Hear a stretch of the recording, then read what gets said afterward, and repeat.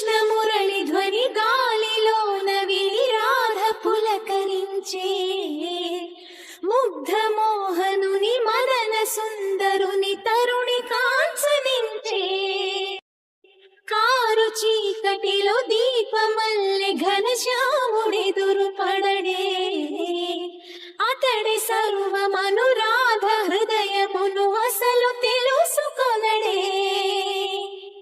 పెదవి ఉనికి నిందుకనో వయసు ఉనికి దేనికనో కాలమాగి నిందుకనో అడుగు పడదు దేనికనో